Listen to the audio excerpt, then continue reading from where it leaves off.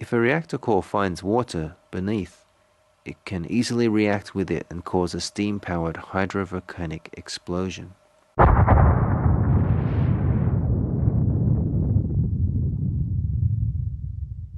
Digging and catching up to these 3 very hot runaway reactor cores in order to encase them in concrete. To prevent this would be a monumental task for TEPCO. Each reactor core already has a 500-day lead on any search and entombment party. TEPCO have cried poor already on issues of the Daiichi nuclear plant cleanup, and have so far based their responses on cost and shareholder considerations.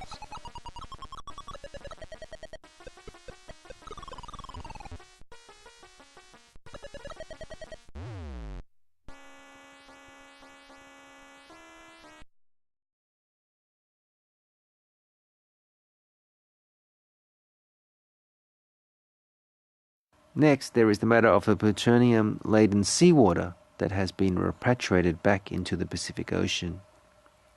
It has been projected that it will take 5 years for the radioactive plutonium seawater to encompass the whole of the Pacific Ocean.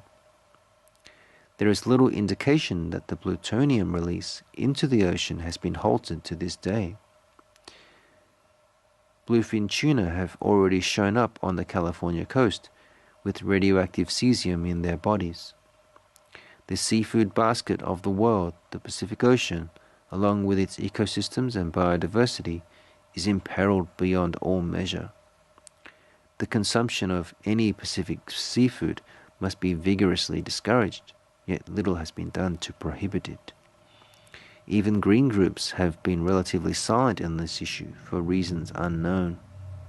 The New York Times is reporting that 200 tons of radioactive liquid are being poured into the nuclear reactors and the fuel pool at Fukushima every day. Well, where's it going? If it's going in, it's coming out. And it's coming out 2 ways. It's coming out as radioactive steam, and it's coming out as radioactive water. Offshore radioactive readings in the ocean have gone up and are now over 3,000 times higher than the standards that are routinely expected. That's not coming from the air. The ocean's too big to be polluted by what's coming out of the airborne releases. It's clearly leaking from the trenches into the ocean. They haven't found the leak, but the only source of quantities of radioactive material large enough to pollute the ocean has got to be leakage from these trenches.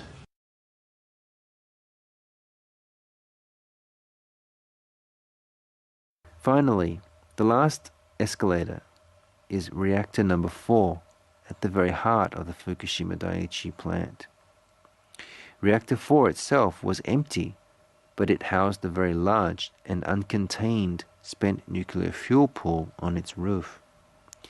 Due to the explosion, the Reactor 4 building is severely damaged and has 1,535 fuel rod assemblies that are immersed in water but exposed to the air and the elements. They are also stacked high in the air on elevated racks like mere warehouse inventory.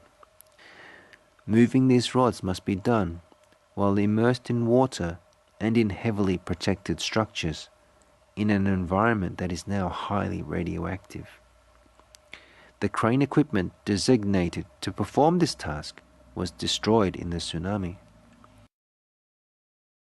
Work has only just started now, in late 2012, on reinforcing Reactor Building 4 with a view to removing the 1,535 fuel assemblies. The projected time that it will take to secure and remove the fuel assemblies is 2.5 to 3 years. So sometime in 2015 or 2016. Another 7 or 8 magnitude earthquake is all that it would take to collapse the building and allow the fuel rods to crash to the ground, exposing them to the air and sparking the burning of all that cesium into the atmosphere. Such a fire cannot be put out with water once it is ignited. Contact with water creates a pyrophoric reaction in which oxygen from the water itself is extracted by the super hot rods to continue and enhance the burning and thus affect the release of radiation and cesium. Even a rocket-propelled grenade attack by North Korean frogmen would do in Reactor 4. The collapse of this single building would be so catastrophic, since the subsequent release of the 1,535 fuel assemblies would easily trigger a huge radiological fire that would quickly spread to a nearby common spent fuel pool a mere 50 meters away, with a further 6,375 fuel assemblies. This represents about 50 times the amount of radioactive cesium released from Chernobyl. There are a further 3,511 spent fuel assemblies in the Daiichi plant, and if they were absorbed into the fire also, it would be a cesium release 85 times that of Chernobyl. Mitsuhei Murata, a respected diplomat and former Japanese ambassador to Sweden, declared that if Reactor 4 collapses, the whole of the Earth's northern hemisphere would have to be evacuated, and does not rule out a global human extinction event. Nuclear scientist Arne Gundersen and physician Helen Caldicott have both stated that they would leave the northern hemisphere if Reactor 4 collapsed. However, if there's another earthquake and Building 4 collapses, which contains the cooling pool with fresh fuel, I'm going to evacuate my family from Boston.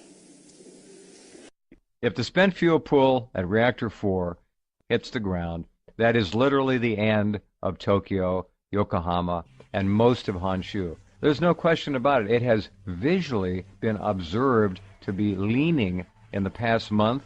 That the rest of the world is doing nothing to help the Japanese because it's going to poison us in North America, Europe, all the way around the world. Every damn scientist, the best of the best from Europe, Russia, China, America, should be in Japan or studying this around the clock and making recommendations. They got to get not only outside the box, they got to get outside the planet to start thinking about this, or there isn't going to be any planet left. It's that bad.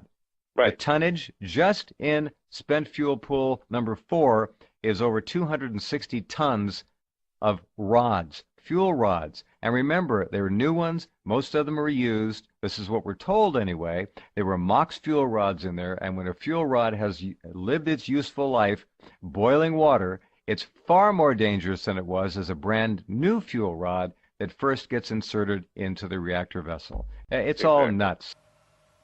It would almost certainly spark mass evacuations to the southern hemisphere. It is indeed very possible that the radioactive scourge could engulf the entire planet and spark a major die-off of the human species and the animal and plant life we live alongside and depend upon. The characters in On the Beach knew they were doomed from the outset. Yet more than a gloomy surrender film, On the Beach was ironically a plea to its audience. The banner declaring there is still time was perhaps a desperate cry from the year 1959 to the future to highlight the potential dangers and horrors of nuclear power and radiation in order to galvanize its audiences to make better choices, take action, and demand answers to bring about happier tomorrows.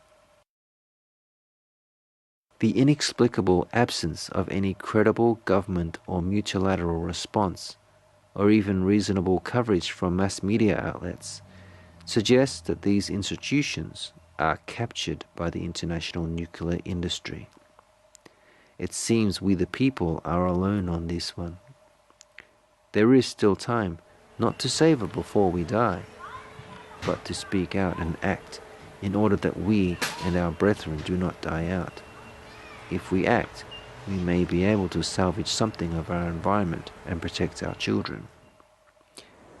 If inaction and indifference is to be our response, then we are, for all intents and purposes, no matter where we live across the globe, all standing on Fukushima Beach together, waiting for the lethal radiation to take us en masse. We will be judged by our children, one way or another.